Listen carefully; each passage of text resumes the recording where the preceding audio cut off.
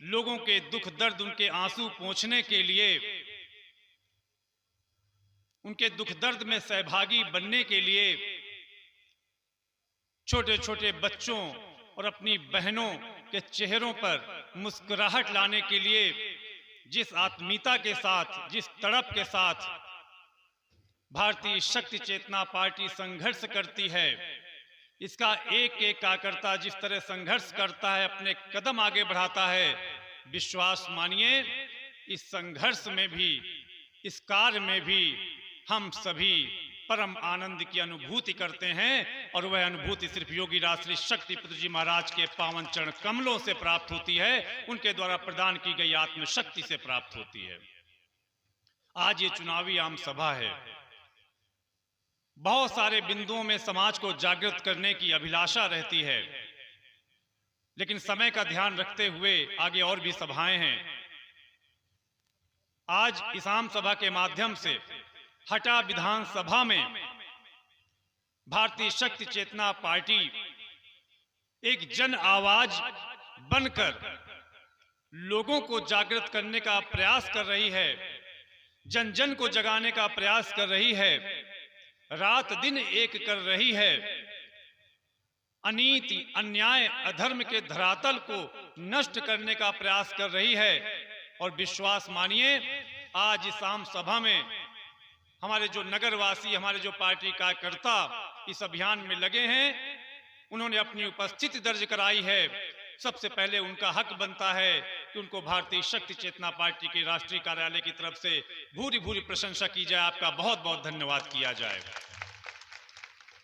अंग्रेजों ने तो आसानी से कुर्सी छोड़ दी थी, लेकिन जब आप अपने स्वतंत्रता संग्राम सेनानियों के उस संघर्ष को देखेंगे तो आपको पता चलेगा कि किस संघर्ष के साथ आज हम स्वतंत्र भारत देश में, आजाद भारत देश में खुली हवा में श्वास ले रहे हैं। अपने देश को आजाद कराने के लिए उनकी आने वाली हम आप जो पीढ़ियां हैं खुली हवा में सांस ले सकें, अंग्रेजों के जुल्म ना सहना पड़े, इसके लिए लाखों लाख क्रांतिवीर शहीद हो गए, फांसी पे लटक गए, अंग्रेजों की गोलियां खाई। इसके बाद हमारा ये भारत देश आजाद हुआ। लेकिन आज लड़ाई हमारी अपनों से है, जिन्होंने अनीति, अन्याय, धर्म का मार्ग अपना लिया है। अंग्रेजों से तो किसी तरह आजादी मिल गई है, लेकिन विश्वास मानिए आजादी के 77 सालों से भ्रष्ट राजनेता हमारे देश के लोकतंत्र में, हमारी मूलभूत आवश्यकताओं की पूर्ति में जो कुंडली बनकर, कुंडली मारकर बैठे हुए हैं, ये इतनी आसानी से अपनी कुर्सी नहीं छोड़ेंगे। और यदि इनके धरातल को खिसकाने का काम कोई कर सकता है तो सिर्फ और सिर्फ भारतीय शक्ति चेतना पार्टी कर सकती है, क्योंकि हम समझौतावादी नहीं हैं, क्योंकि हम अवसरवादी नहीं हैं। हमारे अंदर धर्म की रक्षा, राष्ट्र की रक्षा, मानवता की सेवा की भावना कूट कूट कर भरी गई है कि हम अपने संसाधनों को खर्च करके भी समाज के दुख दर्द समाप्त करने का, उनके दुख दर्द दूर करने का काम करते हैं। इस तरह नहीं कि जैसे प्रधानमंत्री मोदी जी आए और उन्होंने अपनी सभाओं में कह दिया कि पिछले 5 सालों में 13 करोड़ लोग गरीबी से दूर हो गए।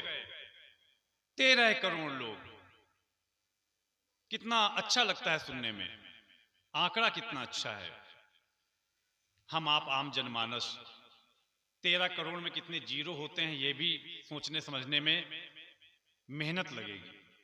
अब हम आप गिनती करते रह सकते हैं 13 करोड़ की। 13 करोड़ लोग गरीबी से दूर हो गए, सभी का जीवन स्तर ऊंचा उठ गया, भारत की अर्थव्यवस्था 10वें नंबर फिर 5वें नंबर पर पहुंच गई। यदि इतना कुछ हुआ तो हमारे देश का जनमानस बेहाल क्यों है? अगर इतना कुछ हुआ पिछले 77 सालों में, कांग्रेस और भाजपा ने इतना किया, तो आज भी हमारे गांव में, कस्बों में निरीह गरीब शोषित क्यों रहते हैं? पुलिस प्रशासन जिनकी आवाज नहीं सुनता, ऐसे कहां से लोग आए हैं? एक तरफ नेता कहते हैं कि हमने गरीबी दूर कर दी, जीवन स्तर ऊंचा उठा दिया, और एक तरफ उनकी भाषा में रहता है कि हम प्रण करते हैं गरीबों, शोषितों, वंचितों की सेवा करते रहेंगे।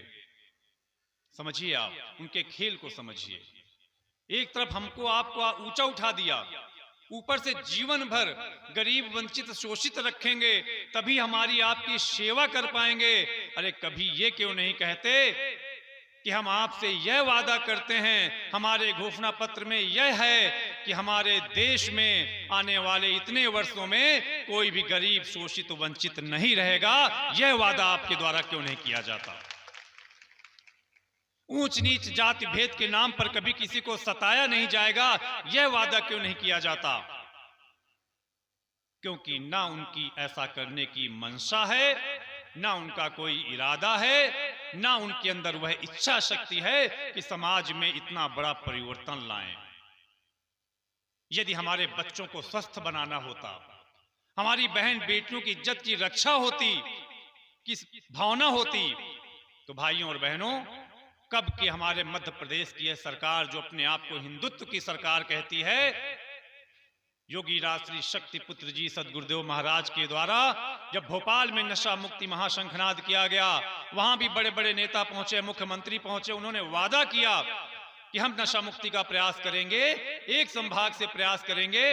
लेकिन एक संभाग और एक जिला तो छोड़िए, कुत्ते के पूंछ की समान उनकी भावना टेढ़ी की टेढ़ी ही रही, और आज तक किसी एक गांव को भी पूरी तरह नशा मुक्त नहीं कर पाए।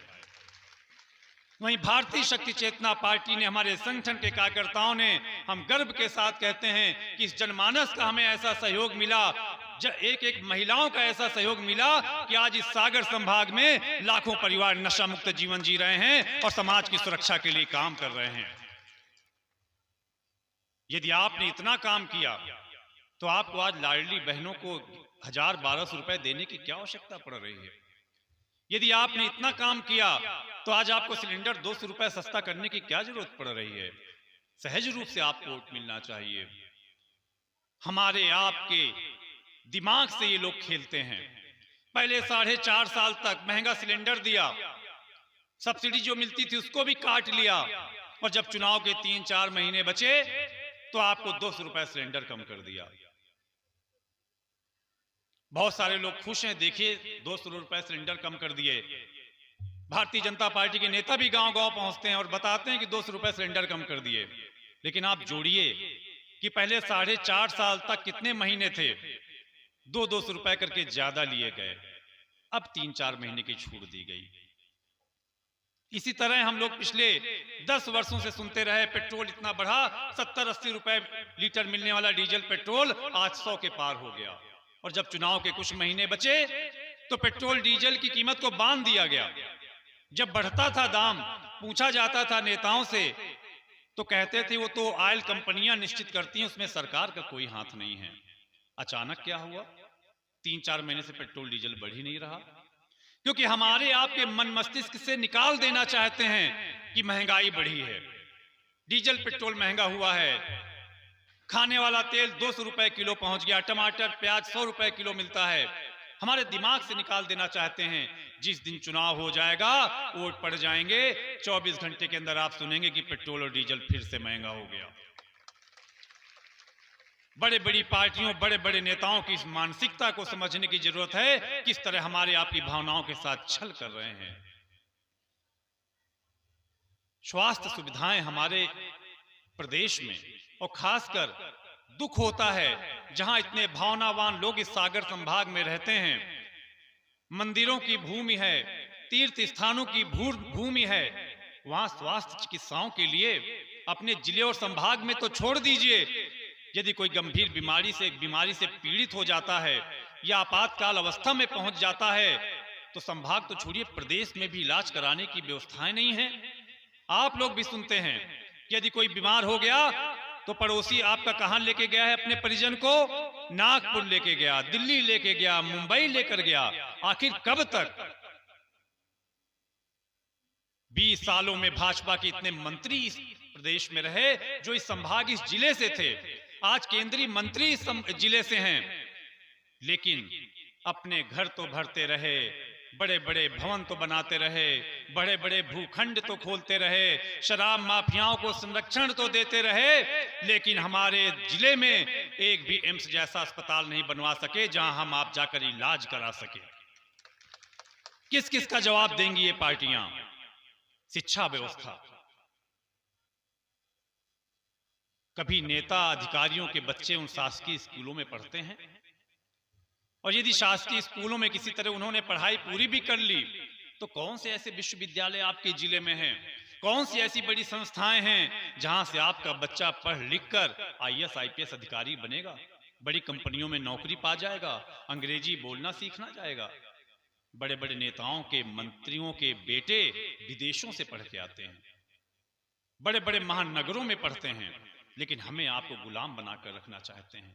दुर्भाग्य ही है इस जिले का, इस संभाग का, कि आजादी के 77 सालों में पहले दशकों तक कांग्रेस ने लूटा, फिर भारतीय जनता पार्टी ने लूटा, और आज हमारे देश का लाखों युवा मध्य प्रदेश छोड़कर, अपना यह प्यारा दमोह जिला छोड़कर, अपने परिजनों को छोड़कर रोजगार के लिए दर दर भटकने के लिए दूसरे प्रदेशों में मजबूर है। ये दुर्भाग्य है हमारे संभाग का। किससे छिपा है? हमारे देश का युवा ये तो मोबाइल देखकर अपना समय व्यतीत करता है, या शराब पीकर अपना समय व्यतीत करता है, लेकिन उसके पास रोजगार नहीं है। ऐसे बड़े बड़े उद्योग इस जिले में नहीं लगाए जा सके। बड़े बड़े मंत्रियों के बड़े बड़े विद्यालय तो बन गए, कॉलेज तो बन गए, बड़े बड़े भवन तो बन गए, लेकिन आपके लिए अस्पताल नहीं बन पाए, आपके लिए विश्वविद्यालय नहीं बन पाए। बहनों को आगे बिठा दीजिए, कुर्सी खाली करके, भाइयों की। आज दुर्भाग्य से हम इस परिस्थिति में आ गए कि हमें समाज को जगाने के लिए इतनी बड़ी लड़ाई लड़नी पड़ रही है, अनीति अन्याय धर्म के विरुद्ध इतनी बड़ी लड़ाई लड़नी पड़ रही है। रात बिरात आप बीमार हो जाओ तो आपके गांव में तो छोड़िए, सामुदायिक स्वास्थ्य केंद्र छोड़िए, ब्लॉक में भी आपको कोई रात में डॉक्टर नहीं मिलेगा। लेकिन आप बताइए कि आपको आपके गांव में कितनी पेटी शराब चाहिए, कितनी पेटियां शराब चाहिए, उतनी पेटी शराब आपके गांव में पहुंच जाएगी। ये हमारी हिंदुत्व की सरकार आज आम जनमानस को प्रदान कर रही है। क्या हम इसके विरुद्ध आवाज नहीं उठाएं? क्या हम इसके विरुद्ध लड़ाई नहीं लड़ें? लड़नी पड़ेगी। और हमें इस बात का हर्ष है कि जिस तरह से भाई, जिस तरह से वरिष्ठ समाज के प्रबुद्ध जन और जिस तरह से युवा साथी भारतीय शक्ति चेतना पार्टी के साथ जुड़ रहे हैं, उसी तरह बहनें भी भारतीय शक्ति चेतना पार्टी के साथ कदम से कदम मिलाकर चल रही हैं और परिवर्तन के लिए संकल्पित हो रही हैं। यह जो नींव आप स्थापित कर रहे हैं, यह बहुत महत्वपूर्ण है। ये लड़ाई बड़ी महत्वपूर्ण है। जिस तरह आजादी के परवानों को, क्रांति वीरों को आज भी लोग नमन करते हैं, आने वाली पीढ़ियां भी मध्य प्रदेश के राजनीति के इतिहास में भारतीय शक्ति चेतना पार्टी के कार्यकर्ताओं को नमन करेंगे कि उन्होंने ऐसा परिवर्तन किया था। आप सभी से अपील है, बहुत कम समय बचा है, अपने गांव में जाइए, घर घर बैठिए, हर दुकान वाले को जगाइए, हर गांव के व्यक्ति को जगाइए, हर किसान को जगाइए कि भाइयों और बहनों बहुत शोषण हो चुका, अब जग जाइए। आज दुर्भाग्य तो यह है कि मध्य प्रदेश का किसान सबसे बड़ी संख्या में आज अपनी समस्याओं के लिए आत्महत्या करता है। शराब आपको घर में मिल जाएगी, लेकिन खाद और बीज के लिए किसानों को कभी थाने में लाइन में लगवा दिया जाता है, कभी केंद्रों में लाइन में लगा दिया जाता है। जय जवान जय किसान का नारा लगाने वाला हमारा देश आज इस स्थिति में आ गया है कि आजादी के 77 सालों बाद भी किसान को अपनी मूलभूत आवश्यकताओं के लिए, बिजली के लिए, पानी के लिए, खाद और बीज के लिए सुबह 2 बजे से उठकर लाइन में लगना पड़ता है। ये हमारे देश का दुर्भाग्य है, हमारे क्षेत्र का दुर्भाग्य है। इस दुर्भाग्य को दूर करने की आवश्यकता है, इस लड़ाई को लड़ने की आवश्यकता है। आप सबके सहयोग से हम ये लड़ाई जरूर जीतेंगे। आप सबके सहयोग से हम ये लड़ाई जरूर जीतेंगे, ये चुनाव जरूर जीतेंगे। और जिस तरह से हमारे हटा विधानसभा की प्रत्याशी बहन ओमवती अठिया जी को गांव-गांव में विशाल जनसंपर्क हो रहा है, विशाल जन समर्थन मिल रहा है, इस आम सभा के माध्यम से भी ऐसा महसूस होता है कि निश्चित रूप से हटा विधानसभा क्षेत्र की जनता इस बार भारी मतों से बहन ओमवती अठिया को चुनाव में जिताएगी। और इस पटेरा नगर में भी आज हम अपील करते हैं कि आपके बाबा दादाओं ने बहुत वोट दिए, और यदि शायद उस समय वो जागृत हो जाते, नशा मुक्त, ईमानदार, भय भूख भ्रष्टाचार मुक्त व्यक्ति को वोट देते, तो शायद इतनी समस्याएं ना होती। लेकिन जो पहले नहीं हो पाया वो आज करना है। और इस बार भारतीय शक्ति चेतना पार्टी की प्रत्याशी बहन ओमवती अठिया जी को जिताना है।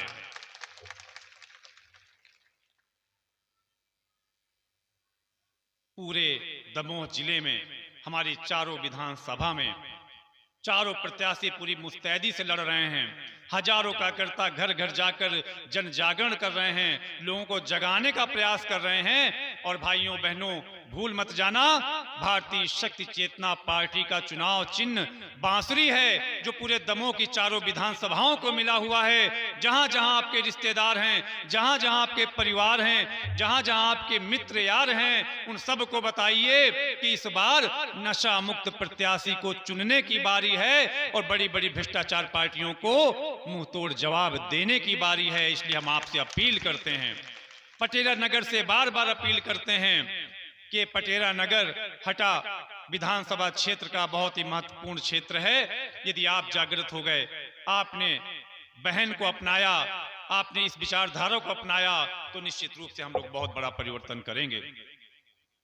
और कई लोग पूछते हैं कि आप क्या करेंगे। भारतीय शक्ति चेतना पार्टी ऐसा क्या करेगी।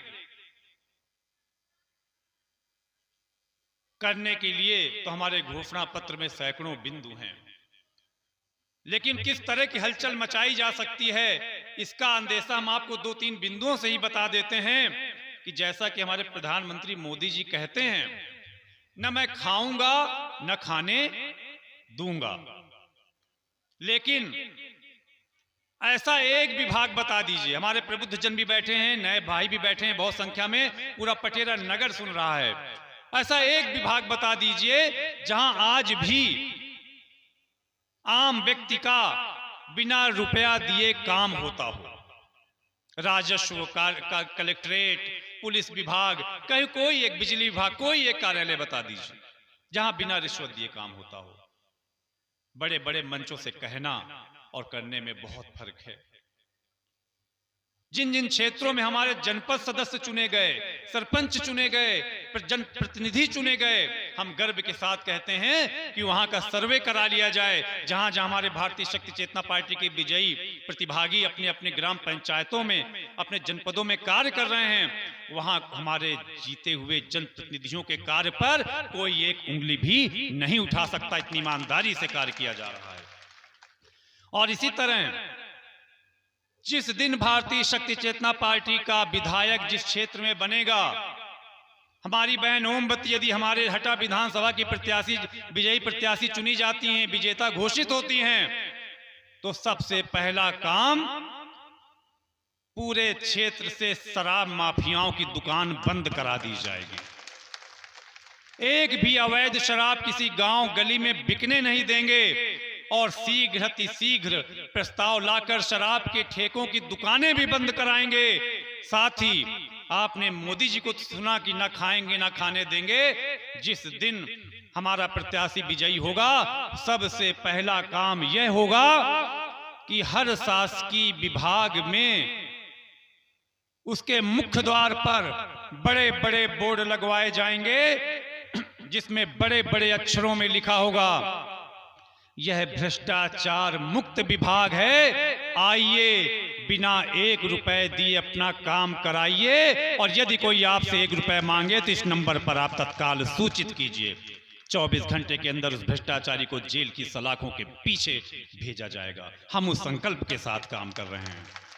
हम नशा मुक्ति के लिए काम कर रहे हैं, भ्रष्टाचार मुक्ति के लिए काम कर रहे हैं। हमारी बहनों को कोई गलत आंख उठाकर ना देख सके, हम उसके लिए काम कर रहे हैं।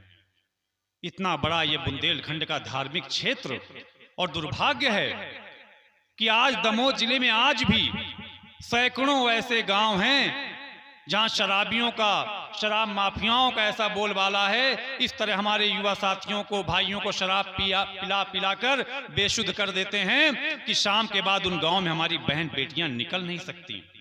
क्या आप नहीं चाहते इस परंपरा को बदला जाए? हाथ उठाकर बताइए, क्या आप नहीं चाहते इस परंपरा को बदला जाए?